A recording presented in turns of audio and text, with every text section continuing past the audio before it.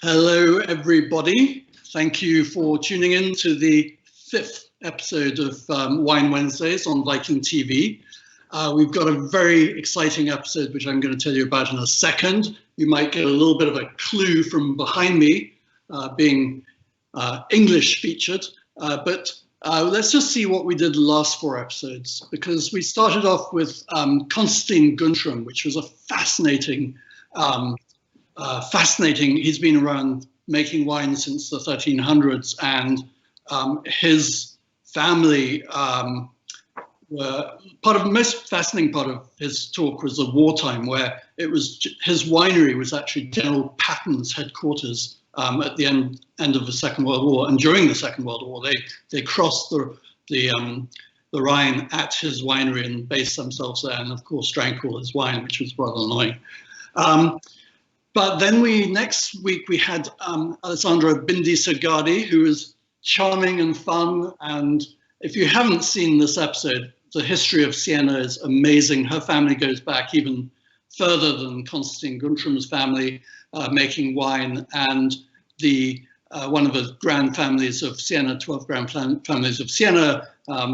My favorite bit was when they were showing the Palio horse race, which was really fun and got her really excited, even though you couldn't see her screaming at her horse whilst we were watching it.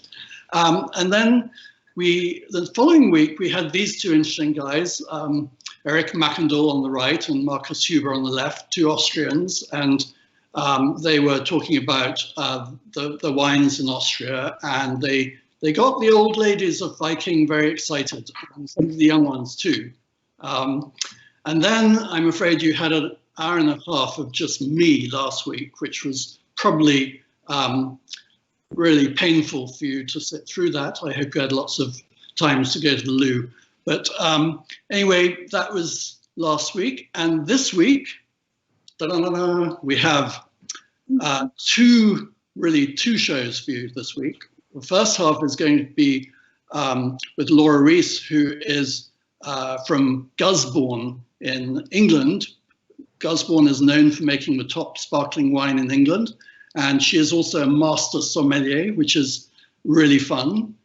And then we have the 8th Earl of Carnarvon. Lord Carnarvon is going to be with us, and he is from, you might recognize this, Highclere Castle, which is made very famous by Downton Abbey, but he produces a spectacularly good gin. And so we're going to be talking about that a little bit later. And he's luckily got a glass of Gusbourne to keep him going whilst Laura and I are chatting. And we might actually bring him in and ask him for his opinion on that and some other things. So welcome, and let's just get going and bring in Laura and Lord Carnarvon. Hi, good evening. Hi, how are you? Fantastic, how are you? Very well, thank you. Very well indeed. Lovely to be here. Lord Carnarvon, are you? Hi there, everyone. Yes, well, welcome back to Highclere, and I look forward to hearing all about Laura's extraordinary, fantastic, sparkling wines here. Look brilliant.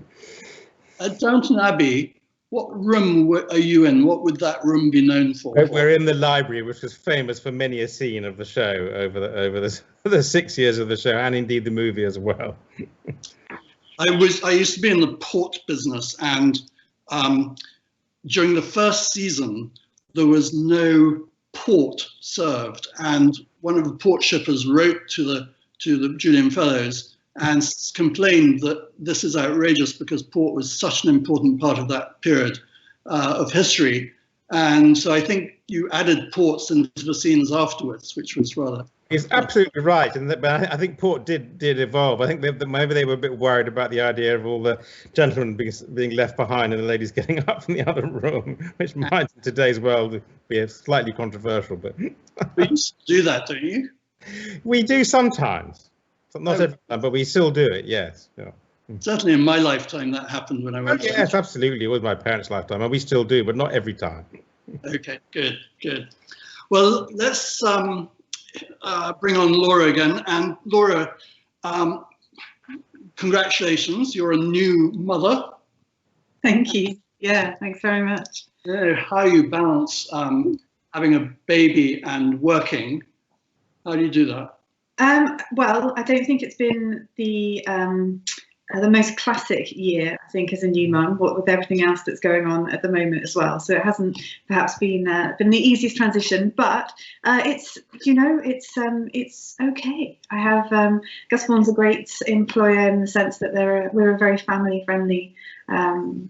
Very family-friendly company. My partner is fantastic. He is currently bathing and putting the little girl to bed, so she's very happy having a story read to her. So actually, it's easier, I think, than I was expecting in some respects.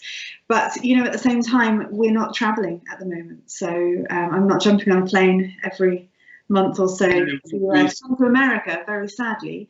Yeah, we certainly miss you. Where I'm calling from Richmond, Virginia, in the States, where we rely on you to come and sell your Gusbourne wine. Thanks. Well, I'm looking forward to jumping on a plane again very soon. Has your baby tasted a little bit of Gusbourne yet? She may have done, yes. My mother claimed that I had wine before milk, which I never really knew if that was true, although I was drinking wine every day from the age of 7. I wanted to make absolutely sure that was true with my own children. So when my twins were born, within an hour of birth, before milk, I put a little dab of Chateau Yquem on their lips, just because I felt they should start with that. And the nurse even allowed me to bring the glass into the hospital. And then the next day, I put a little dab of Chateau Musard on their lips as well. Not enough to ingest, but when my daughter's nose went red, we thought maybe we'd stop this for a while. But it was anyway. Being sweet went down. Lord Carnarvon, when did you start drinking? What age were you? Well, I can't remember back to that age, but my father was quite keen that I tried wine at quite an early age, sort of probably about 11 or something like that, just so I begun to understand a little bit about it. Did he buy you a pipe of port as well? It was, well, my grandfather always he did leave me a little bit of a cellar here of not nice port. I got some nice port, and also some very old Madeira as well, which my father rather enjoyed. Oh, really? Well, that's my other specialty. We'll have to talk about that maybe later or another day. But Laura, you are a master sommelier. How did you get into wine, and how on earth did you pass that grueling test? I got into wine because I was going to go to university and study law, and then at the last minute I changed my mind and decided that I would have. I was working part-time in a restaurant at the time, loving it a lot more than I was loving studying my A-levels to go to university to study law, and so decided instead to study international hospitality management with French, of all things, and then started to do the wine courses through university, loved it, fell in love, fell into the wine honeypot, as so many of us do, and didn't get out. So after I graduated, went to Italy very briefly, and then started to work with a wonderful mentor called Gerard Basset, who ABE, Master of Wine and a Master Sommelier, and sadly no longer with us, but was an amazing inspiration to me in my early career. And yeah, here I am, and he helped enormously, as a lot of other English and British and international sommeliers did, to teach me and mentor me as I was going through the Master Sommelier exam. So it was, a lot of hard work in a lot of ways, but incredibly rewarding in a lot of ways as well. So it was a wonderful experience. I'm very glad I've passed it now, and I'm out the other side and can hopefully mentor other students to pass as well. Did you come to my father's book launch in January 30th last year? No, sadly I didn't. I couldn't make it. I think I was travelling somewhere else. Because Gerard Basset's son was there, and it was just after his father died, and his father had written a chapter in my father's book, and it was the last thing that that his dad wrote, and it was published after he died. So it's really quite a touching moment. But he was a great man, great man. Certainly was. Yeah, he certainly was. Which university did you go to? Cardiff. Cardiff. Okay. Yeah. Yeah. The UWIC, the technical side of Cardiff. Lord Carnarvon, did you go to university? I did, yes, absolutely, yeah. I was at St John's, Oxford. Oh, you went, and then are you in OE before that? Afraid so, I know. Okay. That's Old Etonian for those who are in America who might not know what an OE is. Anyway, let's go back to Laura and tell us a little bit about the history of sparkling wine. And if you don't go far enough back, I'm going to tell you something which Duncan at your company wasn't aware of yesterday when I spoke to him. So, oh, interesting. Okay. So as far as I'm aware, there was evidence of vineyards in the UK back to Roman times. So 50 BC. Was that it? Was that the test? Okay, there we go. Well, yes, but there's a furtherance to that. So interesting. Okay. Then, so in many respects, the wine industry in England has a huge history, and yet at the same time, it has a very small history too. It's a very intermittent history. In the Doomsday Book, for example, there were 40 odd vineyards listed in the UK. So that takes us to 1086 for the Doomsday Book. And then there's really massive, long stretches where there's just no wine produced at all. In large parts of the UK's history as a country, then really the weather just wasn't suitable for producing quality wine. So really, if we think about our industry now, it probably starts in the 50s and 60s, so post-war Britain. There were a couple of wonderful researchers, I suppose, for want of a better word, who started to look at different grape varieties, different vines that had the potential to grow quality grapes in the UK. So at that time, we were looking at vines like Bacchus or Reichensteiner, Ortega, Dornfelder, those kind of more Germanic grapes, really. And that takes us through until the 70s and 80s, when these wines were producing very soft, fruity, light styles of wine that really suited the English palate at the time. The sparkling wine industry, I think, probably only goes back to the early 90s, well, yeah, late 80s, early 90s in a sense, but I do think that the English had a great influence, perhaps, in sparkling wine production a few hundred years ago.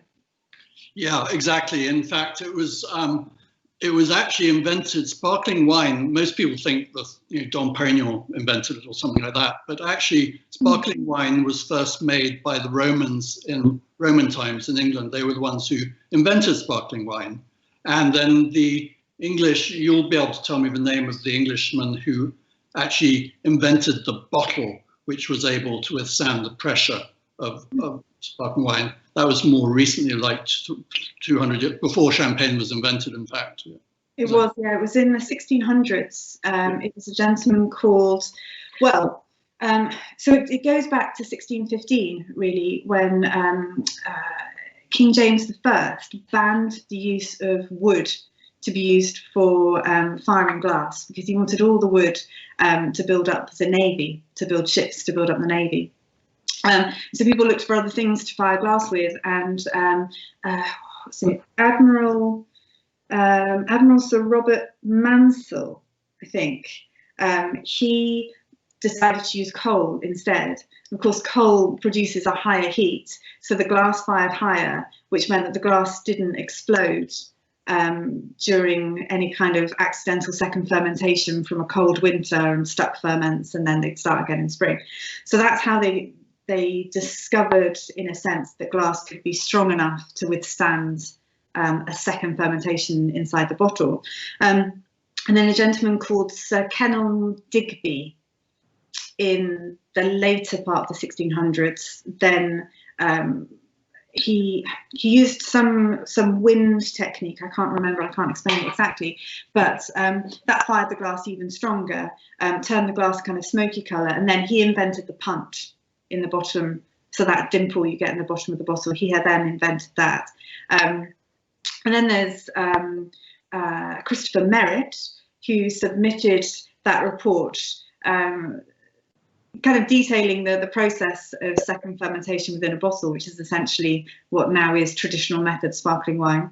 And that really became known as something called the verre anglais technique, which then which translates to English glass, which then found itself in France as the verre anglais technique, and helped to create, I suppose, or help the Champenois to create what is now known as champagne, which of course Dom Perignon was involved in. So it's quite an interesting elongated history. Madame Clicquot had a more important role. She cut off the legs of her dining room table and put holes in it and stuck bottles in it, and basically invented the riddling rack. But I don't really see what Dom Perignon's role was. He's claimed that the wines looked like they had stars in it or something like that. But what was his actual role? It's a good question, actually. I think he was very instrumental in terms of developing Méthode Champenoise, which of course is very similar to I suppose what had been described before, but whether or not it was just the fact that he was doing it in Champagne, and of course Champagne is much more has been historically much more well known, and so he is much more well known, I think, perhaps. So in the terms of a history of wine, my father was making wine at Bewley. We actually used to I used to pick grapes when I was, this certainly before I was the age of 7. So in the 60s we were making wine in England, but it wasn't very good. But then this global warming that's really helped us to make great wine now. I think it's had a huge effect, absolutely. I think climate change and also really an increase in people's in knowledge base, I guess, and people are starting to understand the English vineyards and the potential for English wine a lot more. So we're planting grapes with a lot more knowledge to where best to plant them. So that combined, yes, with climate change. I mean, if you look at our climate now, we have, in the last 50 years, I think the UK average temperature has risen by 2 degrees Celsius. So yeah, the English winemakers are the only ones who are not really complaining about the effects of global warming, because it's actually helped them, hasn't it? Well, yes and no, actually, because of course, yes, on the one hand, we now have a similar climate to Champagne's climate maybe 25 or 30 years ago. But the flip side of that, and I don't think that perhaps people talk about it as much, really the flip side of it is that actually there's a lot more temperamental weather, perhaps. And in fact, Lord Carnarvon was just talking about that May frost earlier this year. And so things are a lot more, so they're a lot less predictable.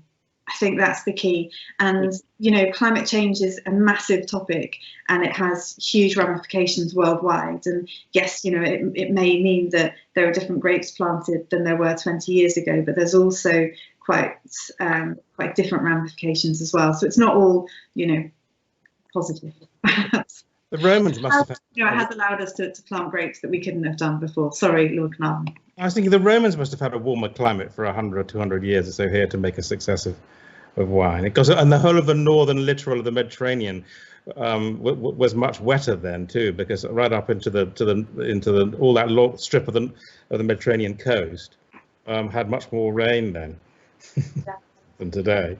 But the Sahara Desert wasn't as long. I didn't know that. That's interesting.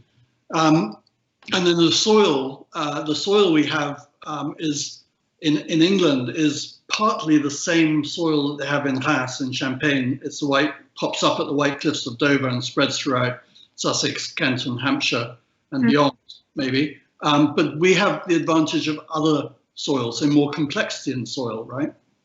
There's certainly some complexity in terms of the different soils within the UK. So rightly, as you say, the White Cliffs of Dover, those very iconic cliffs, that's chalk, but that chalk ridge very, very quickly narrows as you go inside and inland into Kent and up towards London. So huge swathes of Kent are actually clay. So Gusbourne's vineyards in Kent is based on clay and sand, which technically people wouldn't normally associate with quality sparkling wine production. But the clones that we have there, which are mostly Burgundian clones, actually work very well and allow us to get a bit more intensity and a bit more ripeness into the grapes. And as you say, there's also a lot of chalk and flint, mostly around Hampshire, Sussex, the North Downs, South Downs of Sussex.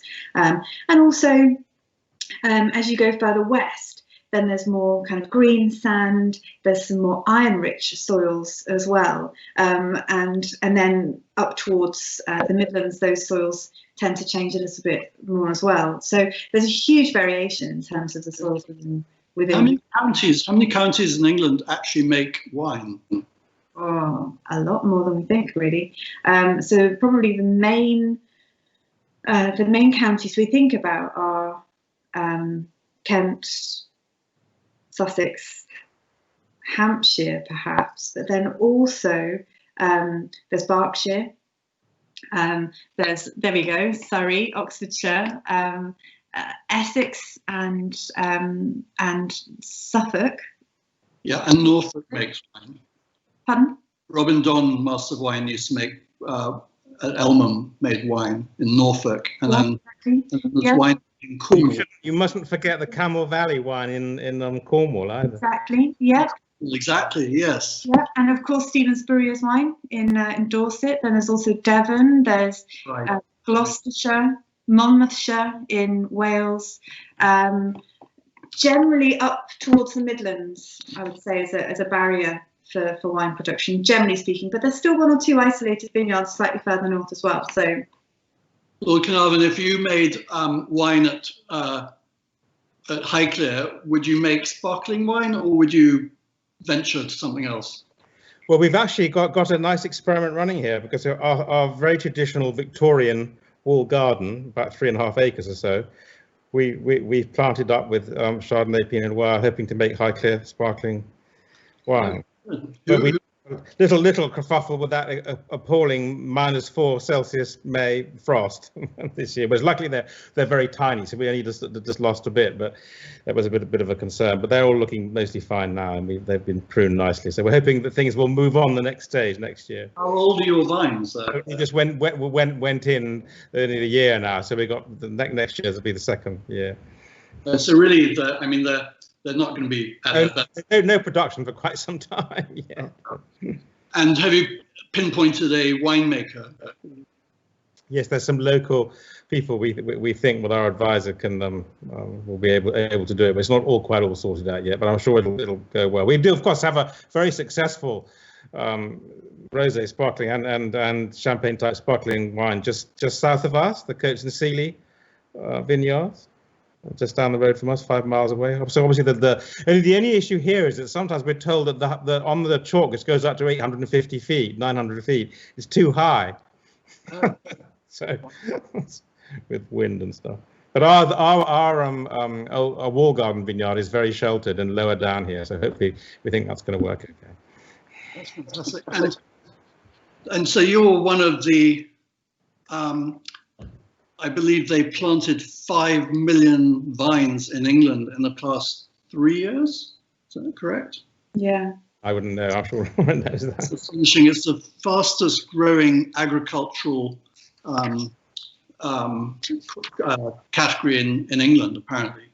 Mm-hmm. And, about 200,000 bottles have been sold in the US so far. So that's good. We've got a ton of pictures, and before we run out of what to talk about, which would be never, We should actually run through some of these pictures and fairly quickly. And Laura, you're going to tell us who the people are, because it's sort of painting the picture of, this is Andrew Weaver, right? Yeah, absolutely. So Andrew is our founder. He bought Gusbourne Estate back in 2004. In fact, he's a South African orthopedic surgeon by trade, and his daughter lived in Appledore, which is the village where we're based, just off the southeast coast. So literally sort of 6 miles inland from the English Channel. And he bought the estate. At the time, it was arable land. He affectionately calls it his turnip patch, because it was planted to turnips amongst other things. And he planted vines in 2004, and it was really the brains behind the beginnings of Gusbourne. So Gusbourne Estate itself dates back to 1410. When it was owned by John de Gusbourne, and our history starts just in 2004. So that's Andrew, a real force of nature, I think, and a wonderful gentleman. And Lord Ashcroft is one of the main owners as well. Yes. Yeah. And is he hands-on or hands-off completely? He's quite hands-off, yes, but very supportive, I think. So yes. And then my brother-in-law, Lord Arbuthnot, is also a shareholder. Yes, exactly. Yes, I haven't seen your brother in a long time. It would be nice to see him. So he's hands off too. Yeah. Then next, I think, was that Charlie. So Charlie definitely is not hands off. He's the head winemaker. He's also the CEO. So it's wonderful that we have both those positions held by the same person. So it's great to know that the quality is always very much at the heart of all the decisions that we make, really. So Charlie is a great winemaker, super chap. He started his winemaking journey after graduating university he went to Australia, did a harvest, fell in love with winemaking, came back, studied at Plumpton, which is our winemaking college in southeast of England, just close to Brighton, and then worked in various places in the UK, in Europe, but also California, New Zealand, and then joined us at Gusbourne. So yeah, fantastic guy, wonderful winemaker. It is. I mean, I don't think people know how great English sparkling wine is. In fact, Stephen Spurrier did that famous Judgment of Paris tasting in 1976, where he put California wines against Bordeaux's and French wines, basically, actually, and the Californians won. And then more recently, there was a tasting by French sommeliers in Paris. There were only Frenchmen judging. It was English sparkling wines against Grand Marque champagnes. Yeah.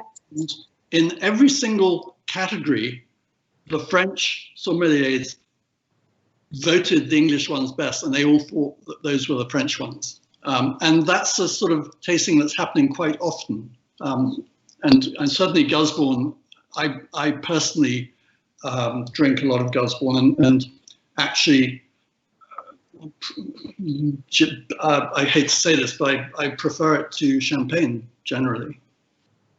I think it's interesting to see stylistically English sparkling wine and champagne. And I think, perhaps in the early part of the renaissance of the industry, I think it was a really easy and very positive thing to compare champagne and English sparkling wine. I think in terms of the inspiration behind what we're producing at Gusbourne, for example, both qualitatively and the way that we produce it. Yes, of course, champagne and vintage champagne was an inspiration. But I think now, as English sparkling wine generally as a category evolves and matures as a style, I think actually more so you start to see people differentiating the two categories. So often perhaps you'll see a bit more freshness or a bit more fruit development coming through on an English sparkling wine, But then at the same time, there are so many different producers of English sparkling wine and so many different producers of champagne that actually it's very difficult to differentiate as well. So I think it's a wonderful subject, but I'm very glad that you enjoy Gusbourne. Thank you. That's why we import it. Let's see another picture. I think we've got tons of pictures to go. John Pollard. So this is John. He's our chief vineyard manager and also our COO, and a wonderful guy. He in fact planted the very first vines with Andrew back in 2004. So he's been with us from the start and just knows everything about our vineyards. And it's great as our vineyards develop and mature that he kind of understands what's happening with them all. And yeah, super guy. Moving on. Next.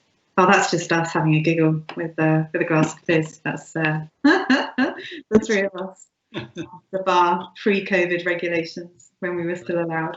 That's the winemaking team as well. So you have from left to right, sat on the barrel is Harry, who is our assistant winemaker who works very closely with Charlie. And then you have Tom as well, who's also an assistant winemaker, and AJ on the far right in the lighter trousers, who looks after our sort of post-disgorgement part of winemaking, and then obviously Charlie there as well.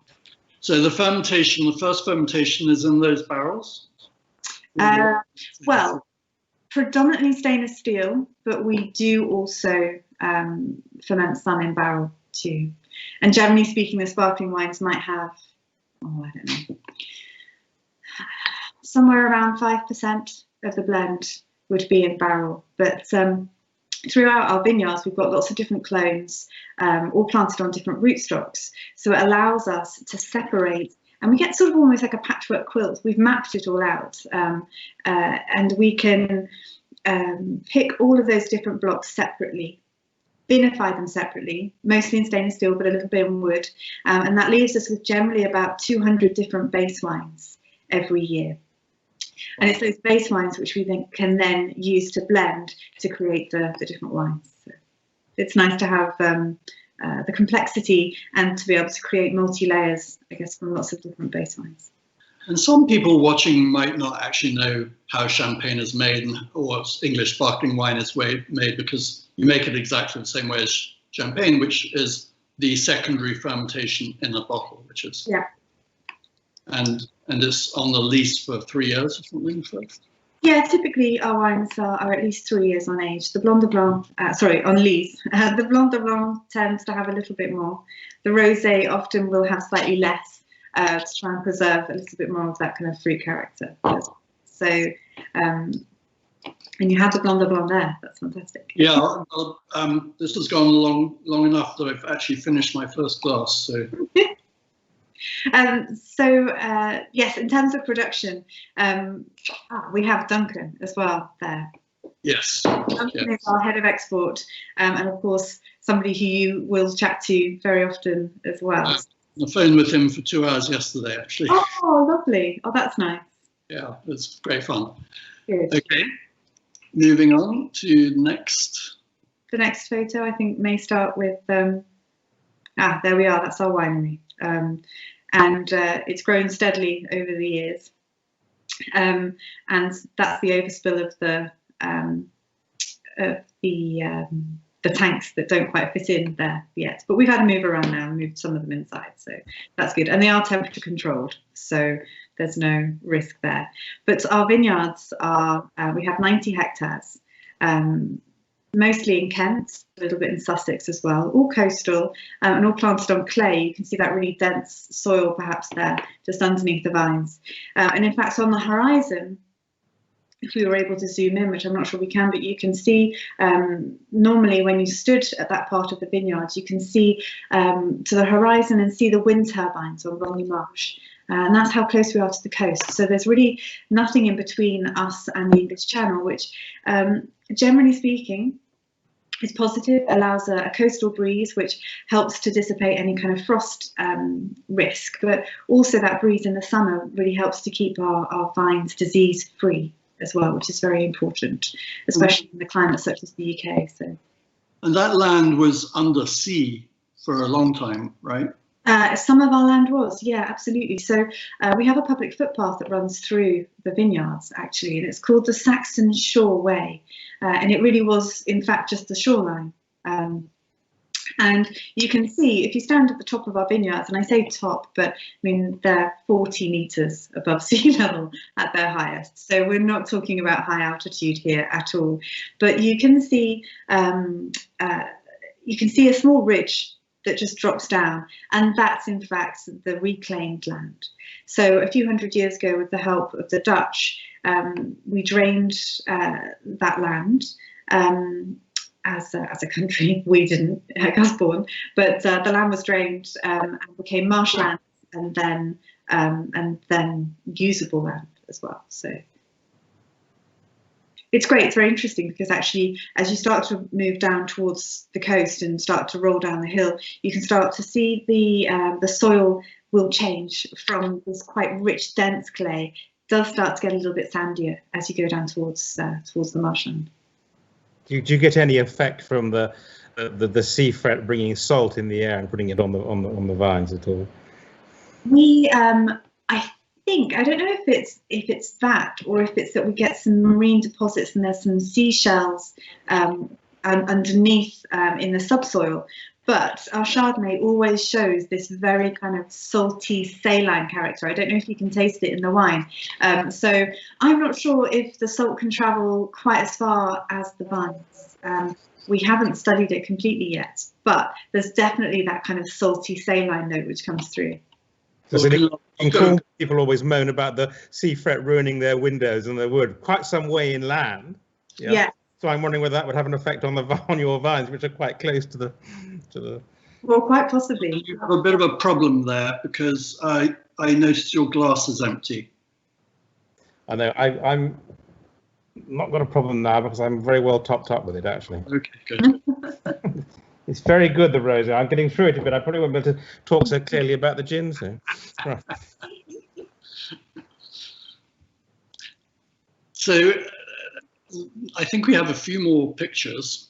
I think we do, yes. Okay, there you are. That's some of the Chardonnay grapes. Everything's hand harvested, and talking about the method of production, of course. So everything's hand harvested, brought straight to the winery, and then we'll press the grapes. And we use pneumatic presses, which are very gentle. So they just press the very clear juice without getting too much contact with either the pips or the skins, which is really important. You can see there, of course, some Pinot Noir grapes, which, of course, it's very important to press those quite gently, for the same reason as the Chardonnay, because you don't want to get too much of the character from the skins or the pips, but at the same time, you also don't want too much of the colour if it's going into the Brut Reserve, for example. From those, how do you know those are Pinot Noir, except that you sent them to us? But how would Pinot Meunier look different? I can only ever really tell them from the leaves rather than the grapes, I'm afraid. The Pinot Meunier leaves have a kind of slightly whiter tinge to them. A paler tinge than the Pinot Noir, but I'd have to ask John for the grapes. There's Jim, who is our assistant vineyard manager. That's Jim through harvest, so everything gets picked into those small buckets and then directly to the winery. And then there the grapes are at the winery, and just in the background there you might see one of the presses. We have 2 presses running at any one time. Which is great. It means that we can get the grapes literally from the vineyard to juice in a matter of just a couple of hours, which is wonderful. There's Charlie, and obviously some of the free run juice coming through there. And at that point, I can't tell whether it's Pinot Noir or Pinot Meunier, but I would guess at, who knows, I think it's probably Pinot Noir. But that juice then is fermented into the first fermentation, and then that becomes what we would call a base wine. And so the base wine is the wine that we then blend to create the final cuvee. Base wines at the time are incredibly high acid. We generally tend to taste them in January, and we'll do those blends then. And everybody says, "Oh, Laura, that must be such a wonderful job." So Harry Charlie and myself will sit down in a room and taste through maybe 200 different base wines over the course of 2 weeks. And everyone says, "Oh, Laura, you've got the best job ever." And then I say, "Well, that's fine until you understand what the acid does to the enamel on my teeth." And I can't go to the dentist for like 3 weeks after that tasting because he would shout at me so much. He'd say, "Laura, what's going on?" So I have to let it all calm down a bit first. But it's a very, very interesting part of the winemaking process. At that point, then we start to see exactly what the vintage has given us. We blind taste everything. So that we will know it's Chardonnay or Pinot Noir or Meunier, and we will know that it comes from either Kent or Sussex. But other than that, we don't know which particular block it's come from. So we'll analyse all of the base wines, and at that point we'll say, okay, well, you know, this wine, for example, has great length and ageability, and it's very pure Chardonnay, it's very citrus driven, or it has a lot of mineral character, and that might be a perfect candidate for a Blanc de Blanc. Perhaps a Chardonnay which is more open and more fruit-driven and more generous in its style might be more suited to a Brut Reserve, and so on and so on. So we'll go through everything, and that's really the kind of base point of our blending process. And then Charlie and Harry take that back and start to create the blends. And you own the vineyards in both Kent and Sussex? We do, yes. You don't buy any grapes from anyone? No, we don't buy anything at all. Do you sell grapes to other people? No, we don't either. No, absolutely. I think for us it's really important to keep full control over the grapes. It allows us to really control the quality and the style of the fruit that comes into the vineyard. And you're making a few table wines too, Pinot Noir and Chardonnay, right? Yeah, we're making a little bit of Pinot Noir and Chardonnay, and just this year we made a very special barrel selection Pinot Noir as well, which was very exciting. As we were tasting through the barrel samples before we bottled the Pinot, there were a couple which just really stood out, and we thought, actually, wouldn't it be lovely to highlight this style? It was the 2018 vintage, which was a phenomenal vintage, really, for English wine, and especially for us and for the red fruit. And it really, it was very exciting to bottle that. And so yes, it's a very, very small part of what we do, but we get very excited about it. It was fun when you came to Virginia once, and we had a lunch, and we had some other master sommeliers there and some other trade people, and we served it blind, and actually it was a vintage of Gusbourne which you had not tasted, so you didn't recognize it yourself, and no one guessed it was English. They guessed it was New Zealand, Oregon, Washington, Germany, but no one guessed England. It was fantastic fun. I know, I'm still a bit mortified by that, and I still kind of sink down in my chair. I often tell that story because it's a really great illustration of the potential for English still wines, and especially for the Gusbourne Pinot Noir. And I think it's so it's so lovely actually that some of the places that it could have come from that were being mentioned were, quite humbling, I think. So it was, even Burgundy was, someone thought Burgundy. So, yeah. I hope people watching this have already started drinking or tasting as well. We now have to taste. We've been drinking, now we have to taste. So that's Gusbourne. We're going to taste the Blanc de Blanc first. Yeah. And is that what the next picture is of? Look at that, with oysters. Oh, it's the best match. Are those English oysters? I already thought of that, because I tried I'm afraid I gave in to temptation and tried the Blanc de Blanc first, and I thought that would have been absolutely brilliant. Sadly, I got no oysters here this evening, but there we go. The salinity of those oysters would be just perfect with this too. Yeah, there's some wonderful oysters in Whitstable on the North Kent coast, and it's a real treat to take a bottle of Blanc de Blanc and some oysters and sit on the pebbles there when the weather's good. But pure magic, pure heaven. Yes, exactly. Yeah, absolutely. But this wine works really, really well with so many different foods. Actually, it's a very versatile wine in the sense that it has this elegance and freshness, which makes it ideal as an aperitif in a lot of respects, and wonderful things like oysters. But at the same time, it's got quite a lot of depth and elegance and complexity too. So I think it can work well with light white fishes like sole, for example, perhaps with a beurre blanc sauce, or anything which has that kind of delicate flavors, but at the same time something for the freshness to cut through. So when I was in 1982, before I moved to North America, I was going to work for the agent for Clicquot, and so they sent me to France, to Rhys, to visit them.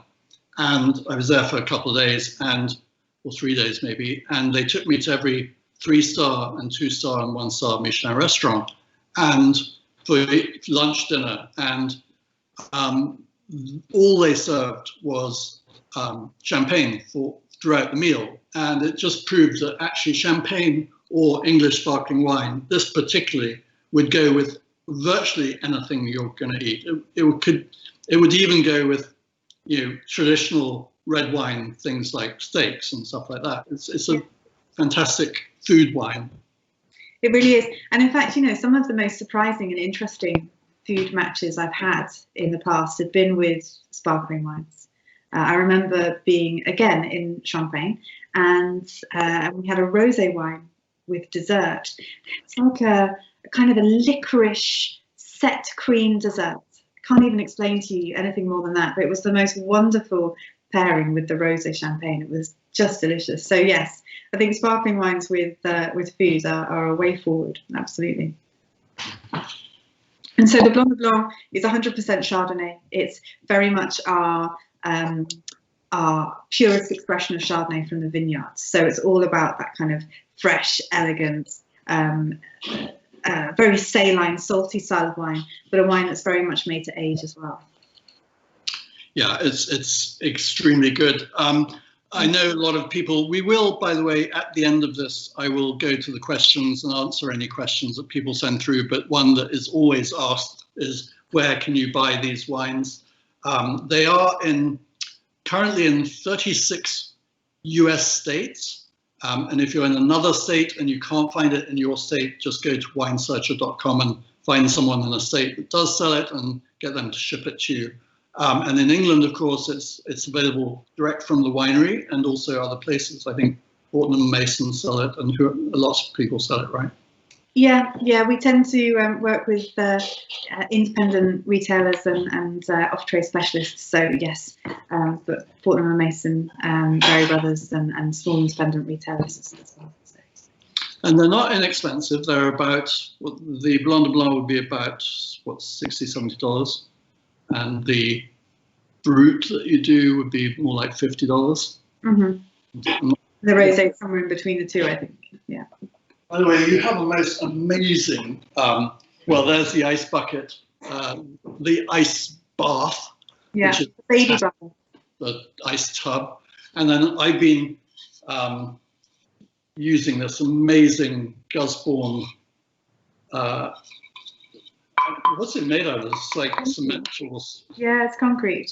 Concrete. It's just so elegant and fantastic. And then you have these amazing stoppers, Gusbourne stoppers, and then your own design of champagne glass or sparkling wine, English wine flute, which is Gusbourne too. That's exactly right. Yeah, I think we spent a lot of time thinking about all of those different elements as well, and trying to get something that was, different and distinctive, elegant, but also really functional. And I think at the time we wanted to have coolers rather than ice buckets, perhaps so that the wine didn't get too cold. I guess anybody who's had the wine in the fridge and is tasting this now, as these wines open up in the glass and warm up in the glass as well, these flavours develop and change and evolve as well. So I think that was thinking behind the cooler rather than the more popular ice bucket at the time. I think we need to taste the rosé before we move on to gin. So the rosé, I believe you have vintage 2015. That's right. I do, and my Blanc de Blanc was 14 because that's what I wanted to drink, and you've been drinking the 15? 15, yeah. The current vintage in the UK is the 15, and then the current vintage Earl of Carnarvon for the rosé is 2016. So 16, yeah, 16. Yeah, it's very nice. I mean, it's 16, yeah. Yeah, I think it's interesting that we can be tasting different vintages and show these wines because we only do single vintage wines. It's about creating wines which represent Gusbourne, the style of the wine, the vineyards themselves, but at the same time the vintages. So 2015 and 16 were slightly different vintages. 16 perhaps slightly warmer than 15, but at the same time there's this beautiful acidity and freshness in the 16, which I think works very well. And the 15, which you have there, Bartholomew, is for me one of my favourite rosé vintages as well. It's a wine which is fresh and elegant, full of red fruit character, like cranberry, raspberry, almost some rhubarb notes as well. But as the wine starts to age a little bit and evolve, you have this wonderful, almost kind of slightly herbal, fennel, licorice kind of note coming through as well. And you know, this is a wonderful wine again as an aperitif or with food, and you put seafood there as well. I love it with lobster, prawns, but at the same time, it can almost go with a kind of slightly creamy, fruity dessert as well. Yeah, and a lot of people don't realize that these wines can age extremely well, and they're one of the longest lived wines of all. And for instance, recently I had a 1928 Clicquot, and it was ullaged. It was about this full. And anyone would normally think, oh, that's going to be completely dead and off. But no, what had happened is the gas had separated from the wine, and so it was more like just a pure white, white wine. And what we did with it is it was 28 Clicquot. We poured about that much into a glass, and then we topped it up with non-vintage Clicquot. And what that did was you had the taste of the old wine, and then it was brought back to fizzy life by the young wine, and it works extremely well. So, Lord Carnarvon, if you go down to your cellar and find old bottles of champagne that look like they're half full, don't throw them out. No, I was lucky enough, they've all gone now, but there was a little collection of 1960s vintage Bollinger I managed to inherit from my grandfather. And it wasn't quite like that, but most of the gas had obviously gone, but it was absolutely nectar to have. Yes. What a treat. Love. How big is your wine cellar, Lord Carnarvon? Oh, it's quite a size. There's actually two of them. There's one we use for some of our own, but also for wines that we're actually going to sell here. And there's one we have, which is even deeper in the building, which is where I've got my some of my wine in as well. So it's quite an interesting place, our cellars. That's, if I ever go on a tour, that's the part of a tour that I want to see. So, Laura, what else? I think some more pictures, or are we almost? Oh yeah, just tell us the symbol that's on the neck of every bottle. Oh, the goose, yes. So earlier I was talking about the history of the estate, and it dates back to 1410. And at the time it was owned by a gentleman called John de Gusbourne, hence the name Gusbourne. And as the years went by, it went from de Gusbourne to Gusbourne to Gusbourne. That's how the shift happened, and we bought the estate as the Gusbourne estate. But in Appledore Church, which is our closest village, we found the coat of arms for the de Gusbourne family, and it had these three geese on it. And obviously the geese didn't look like the goose on the label now. They were this beautiful drawing, which actually probably now looks a little bit more like a turkey, which is obviously fitting given that tomorrow is Thanksgiving for you. So actually there were these beautiful ducks or beautiful geese, and we decided when we created the labels to use that coat of arms as an inspiration, which is why if you look at the label and you look at the goose with that image again, you'll see our new depiction of the goose, but it's looking back at the coat of arms. So it's about respecting very much that history, while at the same time looking forward and moving forward. So that's why you'll see the goose. And in fact, although there's only one depicted there, there's always 3 on a bottle. So there's one on the neck, there's one on the metal metal cork holder that you have on top of a cork, and then there's one on the cork itself. So there's always still 3. Did J.K. Rowling get her Harry Potter name from Appledore, from your local village, or what happened? I'm not sure. No, I don't know. You know, there's an Appledore in Devon as well. Well, you should tell people that when they're visiting Gusbourne, they can also go and visit Appledore and like, get all those fans. Well, and in fact, you know that our closest railway station is Ashford International, which is on the Eurostar line, but it's also the high-speed link into St Pancras International. And at St Pancras International is where you'll find the platform for Harry Potter. I never remember. It's something 3/4, isn't it? Yeah, 7 3/4. There we are. So that platform is at St Pancras Station. So if anyone's in London and goes to St Pancras Station, they can go to that platform and then jump on a train and come and see us. So see Apple and see you. And your part of the world is stunning. There's Ripe, which is one of the, is it Ripe or Rye? One of Rye. Yeah, Rye. Rye. There you are. Rye. Yeah, which is one of the, I mean, they're cobbled streets and old, I guess those are Tudor houses, and but it's one of the most picturesque villages in all of England, and yeah, it's wonderful to go.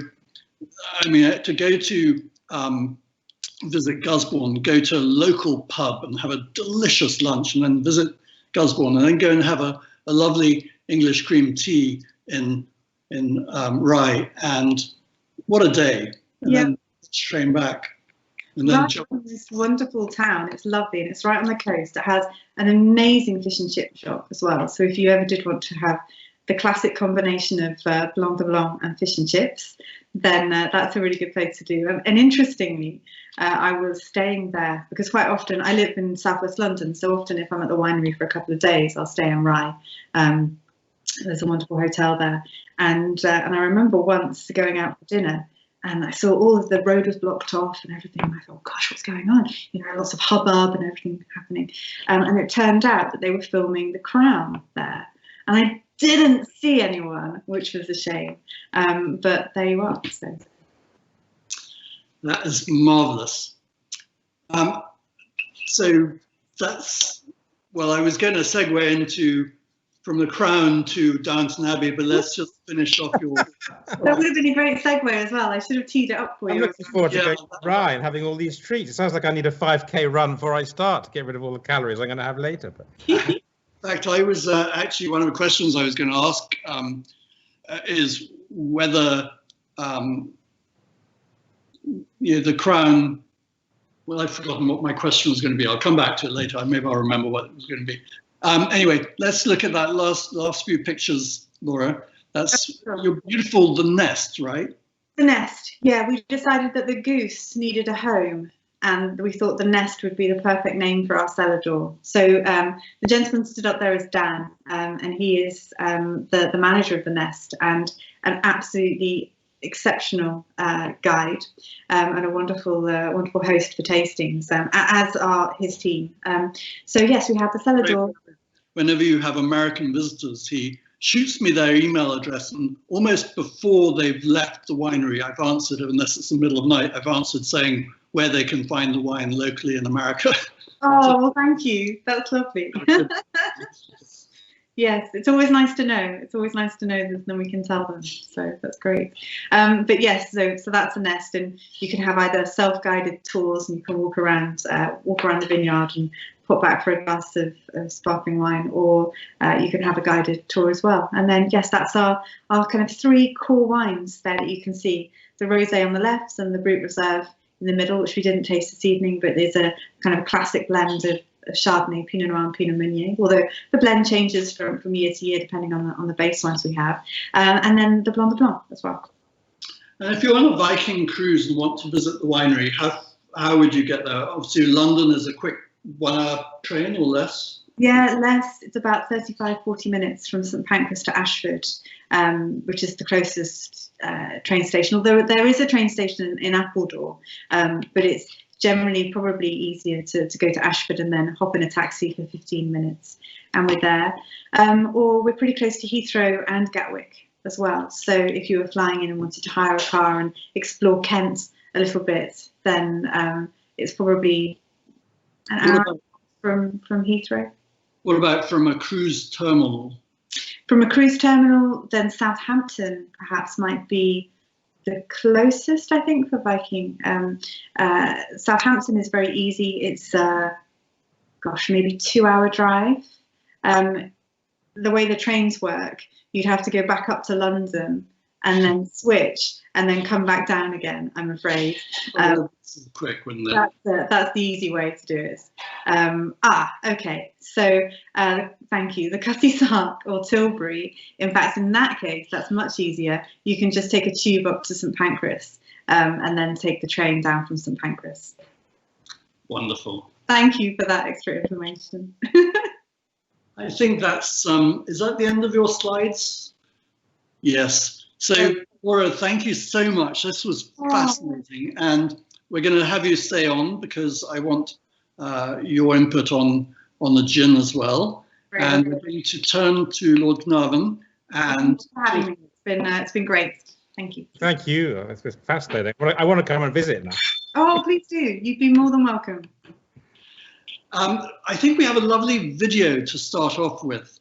Is that right? Well, the great guy behind all this is James Prismal, who's behind the scenes making all this work. And I think a video is next, but and it's a lovely introduction to Highclere and the gin.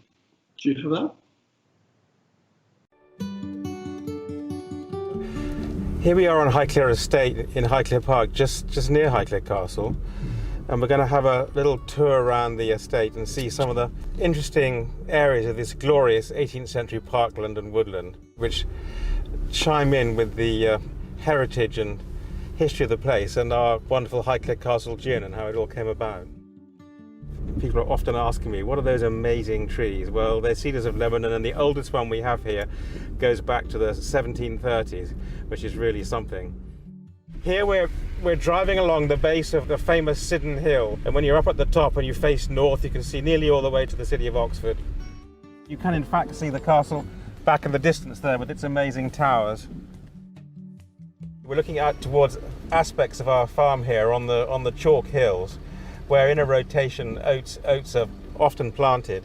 One of the interesting ideas we had when I was discussing it with the master distiller over at Langley Distillery was whether including a crop like oats in the distilling process was if not to change the taste, but to change just the texture and the smoothness of the final product. And it's actually worked out well, and it just does add a different and rather unique touch. So everyone around the world who's trying Highclere Castle Gin will be thinking if there's a little bit of one of our crops in it. The most extraordinary thing about it is a number of people who seem to be enjoying it just on the rocks, as if it was like Scotch, and I can get that because I think it's one of the reasons why I suddenly felt from the sample bottles, and we got through 22, 23 before we chose what we wanted to do for the recipe, was that there was this extraordinary aroma coming off, which I really liked. And I think that's part of having the gin on the rocks. I mean, with me, I actually love gin and tonics and a wonderful bit of orange and rosemary and that kind of thing. And I also love the clever cocktails, the white ladies, and even a green lady that Lewis, our butler, did for us the other evening. My grandfather, who was a great raconteur and teller of all sorts of stories, with quite a lot of embellishing on it, and loved the fine life and good things in life, entertaining and the great house party weekend. He'd have loved this idea. And my father, the biggest sort of lover and supporter of Highclere, he'd have been so proud that we're doing this gin idea and making a success of it, and the other things we're doing alongside as well. And he'd just be pleased to think that there were so many things happening at Highclere nowadays. Well, this is a sort of mid-Victorian folly, and we've had some fun restoring all its interiors. So you can rent it as a holiday cottage for a few days. There's always a challenge at Highclere for this kind of building, but we just love them because it has so much character, and it's a fun building to keep going on the place, and people really love it. Now we're coming back towards the castle. This is the great view. I mean, it's just looking at the castle with its towers and its turrets, the lawns, the cedar trees, the warm yellow coloured Bath stone. It is the iconic view of Highclere, really. My father would be so proud that Fiona and I are carrying on with new ideas at Highclere, bringing it really to all corners of the earth in a way. And the Highclere Castle Gin allows people just to have a touch of Highclere. Some of it's actually come from the earth here. It's just an amazing thing to have happened, really.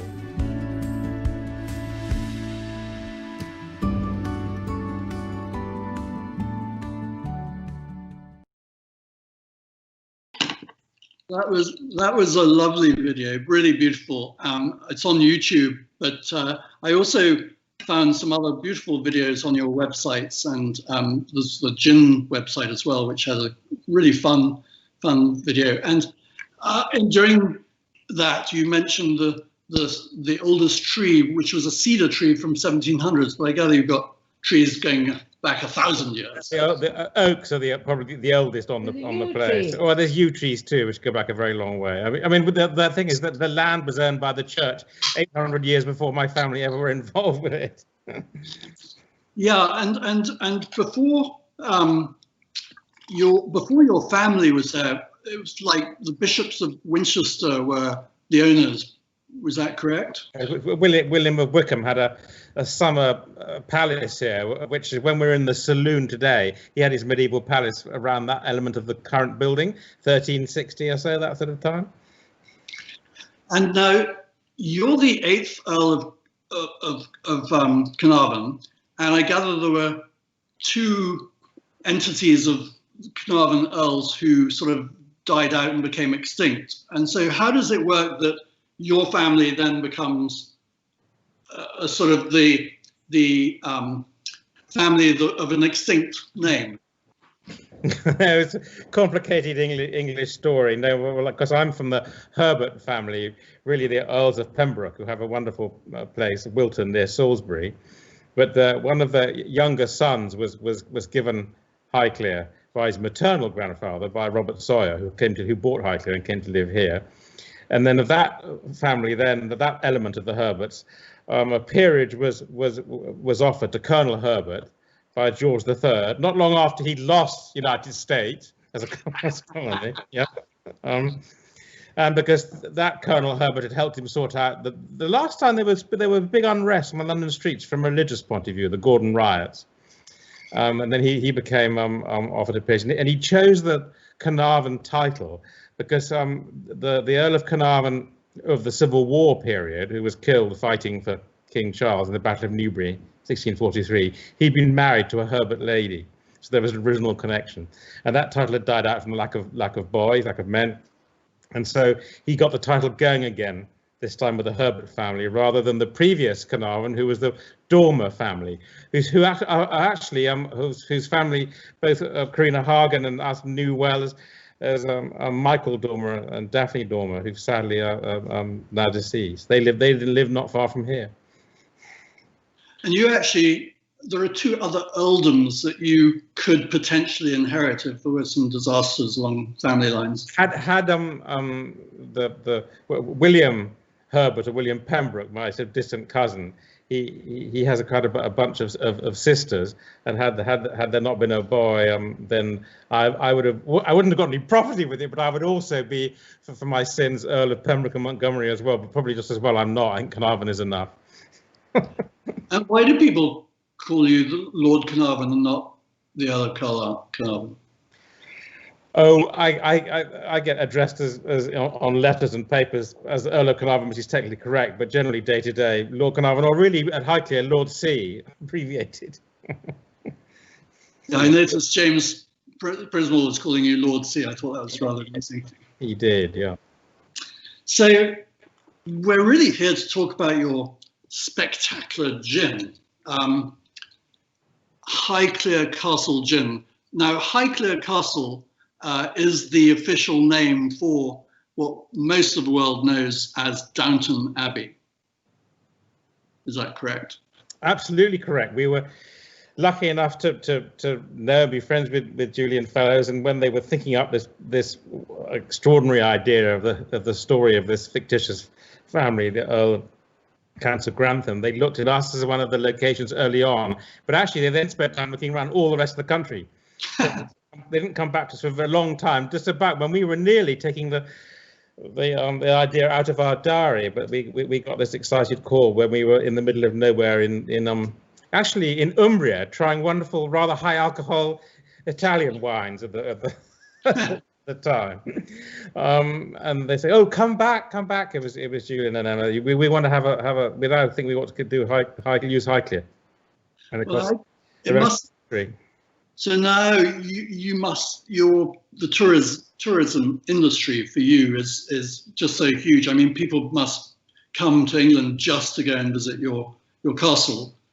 Yes, we're lucky enough to be in that wonderful position. Of course, sadly this year things have been very curtailed because of the coronavirus. But I should probably have to admit that I think the production company reckon that over 300 million people around the world have seen Downton Abbey one way or another. So it's an extraordinary flagship for British heritage in general.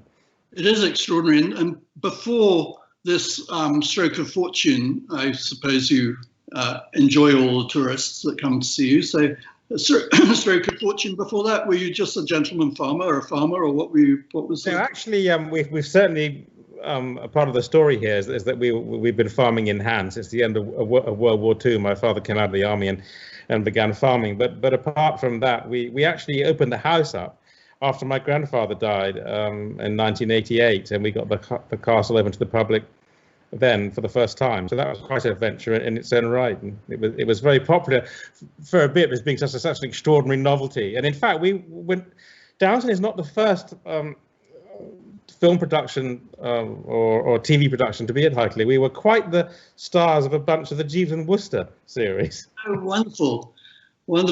With Fry and yes, Laurie and Fry, and we were the wonderful Totley Towers, owned by the great Mr. Spode, if you remember. Those are wonderful programs. Yeah, I love those. And tell us a little bit about your gin. It's a fascinating story that goes back, what, 4 or 5 years? It does. I mean, I've often thought about how we could create a bit of Highclere that can somehow be sold around the world that people could enjoy. And I used to mull on this in our orangery and gardens when wandering around. And I suddenly got this extraordinary email out of the blue from our great friend and colleague, Adam von Gutkin in America from Connecticut, about 5 years back, saying, would I like to collaborate with a spirits project? I think he was quite keen on, at that stage, creating a new Scotch from our spring barley, because we grow a lot of malting barley here, which we send to Scotland, and it becomes wonderful Scotch. But that was a perfectly good idea, which we may well still embark on in the future. And I did a little wonderful trip with him up in Scotland, looking at distilleries. But then we got the idea of, well, why not? Because it's a shorter term project, which I have to admit, why don't we create a gin? And that still took quite some time. Your suggestion or his? It was his suggestion, but then I thought, well, as I'm always fiddling around in the orangery with drying up citrus and lavender and wondering what we can do with it, and then thinking what we can do even on the farm, we might be able to have some fun with this. And we partnered up with Langley Distillery, part of Alcohols UK, who specialise in craft spirit products, but at a reasonable volume. Langley is one of the oldest distilleries in the UK, not far from Birmingham, with large copper pot stills in all their glory. So they're all pot stills, no continuous still involved. They're absolutely, yes, yeah. I mean, it's quite a process the way they do the whole thing. I mean, they obviously have a base botanicals, but we did actually, in the experimentation to get this gin right, we sent them quite a lot of dried citrus, lavender, from our orangery, where we have lemons, oranges, mini oranges, which are extraordinarily powerful citrus taste when you dry them, and over quite a long period of time. I have to say that I was getting frustrated with the amount of small sample bottles we were getting. But only did they change the amount. We changed the amount of juniper backwards and forwards, and the other herbs and the citrus, but also the alcohol changed quite a lot too. And then lo and behold, one day when I didn't even have to taste it. I opened it, I could nose it at arm's length, and I knew we'd suddenly cracked it. And there was quite a little fun story about that, because one of the other interesting products we've created with my friends in America is that in Nicaragua, because they have connections there, we've created a Highclere Castle very fine cigar from a blend over there. And I was actually going to Las Vegas to the cigar show, so I armed myself with these samples in the suitcase. And at the 11th floor of the famous Ocean's 11 Bellagio Hotel, I got all the team together, because there's the same group of people, some, Adam and his team, investors, people who were involved with cigar. And I said, look, you've got to try this. So I had the other types of gins from the mini bar. We had different tonics. And I did it all with them, and they all said, right, that's the most fantastic taste. We sent an immediate email to Langley saying, seal this recipe, close it down, don't show it to anyone. That's the one we want. And then we decided we moved on from there. And then the next excitement was the design of the bottle, which took quite some time as well. Before we move on to that, I was watching something where Lady Carnarvon, your wife, was talking about, she said there were 10 botanicals, and they included juniper, angelica root, which is very bitter apparently, coriander, lavender, oranges and lemons, lime flowers. Yes, and cardamom as well. Cardamom, and then what you contributed. Well, there was one thing that I wasn't quite happy with, the sort of final taste of some things with it, and so then I threw a curveball to the master distiller. He must have thought I was mad. I said we grow a lot of oats at Highclere. That's for the performance horse in industry, because my father was heavily involved as a racehorse breeder, not so much for human consumption. So I said, why don't you try and put them in the whole distilling process, because you can't taste oats at all, but they might just have a sort of smoothing effect on the taste. And lo and behold, you don't need very much in quite a lot of water, but lo and behold, it did actually work. That's why in America, we're often told now, people are having this gin on the rocks without even tonic, because it's such a smooth taste. It doesn't have any bite at all. And we're now on the 15 gold awards, and some of the comments we get back are because of that element to it. So I'm pleased that we tried that experiment. How did you have the instinct to recommend that? Because it's not sort of, I don't know any other gins that do that. It was because I'm quite a keen sort of breakfast porridge user of oats, and I've often thought that they have that sort of element to them. They're very starchy. We wouldn't want to have too much. But I just thought that they might just have that effect. And the guy said, actually, okay, we'll give it a try. I have heard of occasionally oats being used in things. It might be a disaster, but actually it worked. It's not a great amount in a lot of liters of water, but it does seem to work. You go around the States sowing your oats. Excellent. Well, there's, look, besides all the other botanicals in bigger volume than we can supply, at least, and obviously we supply a little bit, but the oats are a little bit off our chalk. It's funny, it's off the same chalk soils that make great champagne work. So maybe there is something. Or English sparkling wine. And then local top trainer, Richard Hannon, now junior rather than senior, has managed to produce an extraordinary amount of winners from our oats. So there must be something special in it. But there's your wife mentioned that there are 10 botanicals, but she only listed 9. What was missing from juniper, angelica root, coriander, lavender? Some little bit of pepper, I think, isn't it? As well. Pepper. Yes. Like a tiny. Brand, or yes, tiny though. Not a chili pepper, a real. Oh yes, yeah. Oh, that's fascinating. I mean, there was an enormous amount of, I mean, I got lost in the end with the amount of experimentation that went on with it, and I was getting a bit worried about it until this extraordinary one suddenly worked. Did in the gin world, do companies sort of patent their concoctions? Like, you'd never know what Coca-Cola was made out of. I don't think it's really patent, other than the fact we obviously have an agreement with them that they don't use our recipe for anyone else's gin. Right. And then Adam von Gutkin. Adam von Gutkin, his family had been distilling back in sort of Prohibition time, and much more recently, the reason why he knows about the whole industry at all is he had quite a success with something called Onyx Moonshine, which is a white grain spirit. Yeah. And actually, I enjoy it because I think it's even better than vodka and Bloody Marys. No, moonshine's become very popular. I live in Virginia, where moonshine was just like, ubiquitous here. Von Gogh, where was his? Is that a Dutch name or? Probably originally. I mean, the family have had some land in I mean, the Essex, Connecticut is where it's based at the moment, and the family had land around there.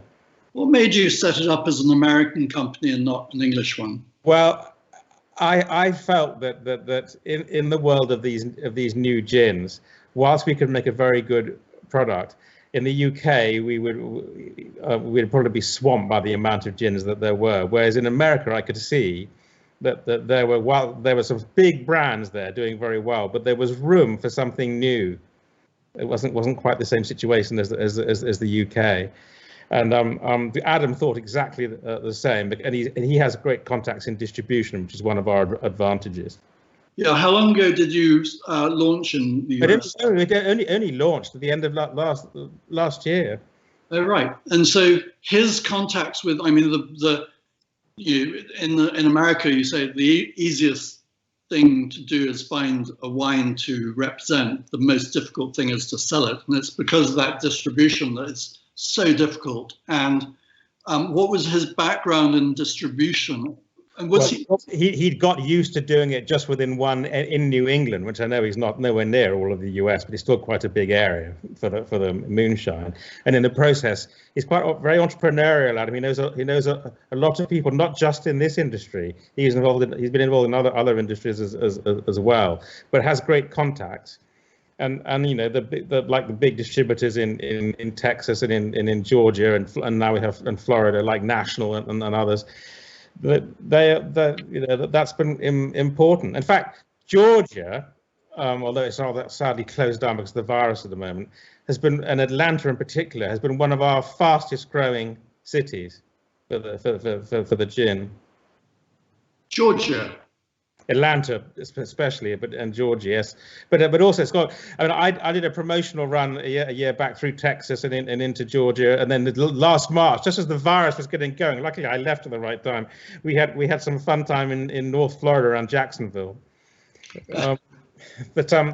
you know, the virus has suddenly got much worse again. But up until that point, we were really getting quite some traction, and the number of cases per month is beginning to rise quite considerably. We've had a bit of a rough time over the last 3 weeks because so many governors have shut states down again. Yeah. But it's been a challenge this year because you could get going but you weren't allowed to do tastings in supermarkets at all, and then you would do really quite well in bars and restaurants and hotels, and then suddenly the governor would shut or the mayor would shut the town down. Yeah, no, it's a disaster. Hopefully we'll go and fix this soon. But we're all feeling for you, and we're all suffering the same thing here in the States. You're potentially going to be selling 100,000 cases of this in the States, and how many